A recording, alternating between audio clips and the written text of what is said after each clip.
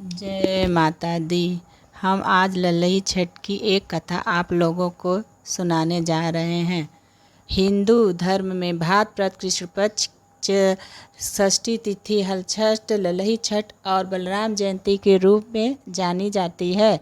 मान्यता है कि इसी दिन भगवान श्री कृष्ण ने बड़े भाई भगवान बलराम का जन्म हुआ था। यह व्रत रखने से व्रती के पुत्र दीर्घायु और संपन्न होते हैं। इससे संतान का सभी कष्ट संकट दूर होता है। इस दिन लल्लई छठ कथा जरूर सुनना चाहिए। लल्लई छठ कथा इस प्रकार है। लल्लई छठ व्रत कथा के अनुसार प्राचीन काल में एक ग्वालिन थी। उसका प्रसव काल अत्यंत निकट था। एक और वह प्रसव संबंधित परेशानियों से व्याकुल थी तो दूसरी ओर उसका मन गोरस दूध दही बेचने में लगा हुआ था। उसने सोचा कि यदि प्रसव हो गया तो गोरस रस यूं ही पड़ा रह जाएगा। यही सोचकर उसने उसे बेचने के लिए चल दी।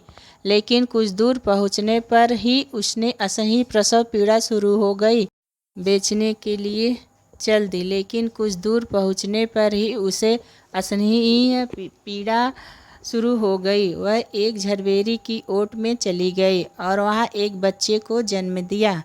वह बच्चे को वहीं छोड़कर पास के गांव में दूध दही बेचने के लिए चली गई। संयोग से उस दिन हल षष्ठी थी। गाय भैंस के मिश्रित दूध को केवल भैंस का दूध बताकर उसने सीधे साधे गांव वालों में बेच दिया। उधर जिस झरबेरी के नीचे उसने बच्चे को छोड़ा था, उसके समीप ही खेत में एक किसान हल जोत रहा था। अचानक उसके बैल भड़क उठे और हल जाकर उसके बालक के घुटने पे चढ़ गया। बालक मर गया। इस घटना से किसान बहुत दुखी हुआ। फिर उसने हिम्मत और धैर्य से काम लिया। उसने झरबेरी के कांटों से ही बच्चे के चिरे हुए पेट में टाँके लगाए और उसे वहीं पर छोड़कर चला गया। कुछ देर बाद ग्वालिन दूध बेचकर वहां पहुंची। बच्चे की ऐसी दशा देखकर उसे समझते देर नहीं लगी। यह सब उसके पाप की सजा है। वह सोचने लगी, यदि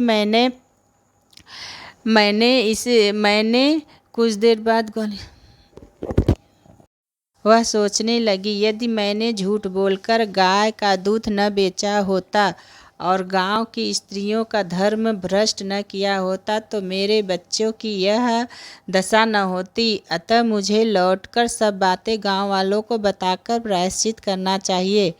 ऐसा निश्चय कर वह उस गांव में पहुंची जहां उसने दूध दही बेचा था। वह गली गली घूमकर अपने पापों का प्रायश्चित, उसके फलस्वरूप मिले दंड का बखान करने लगी। तब स्त्रियों ने स्वधर्म रक्षार्थ और उस पर रहम खाकर उसे क्षमा कर दिया और आशीर्वाद दिया कि जाओ, तुम्हारा पुत्र सही सलामत हो। जब बहुत सी स्त्रियों की ओर से आशीर्वाद लेकर जब वह पुनः झरबेरी के नीचे पहुंची तो यह देखकर आश्चर्यचकित रह गई कि वहाँ उसका पुत्र जीवित अवस्था में पड़ा है। तभी उसने स्वार्थ के लिए झूठ बोलने का ब्रह्म हत्या के समान समझा और कभी झूठ न बोलने का प्रण लिया। लल्लई छठ माई की जय। बोलो लल्लई छठ मैया की जय।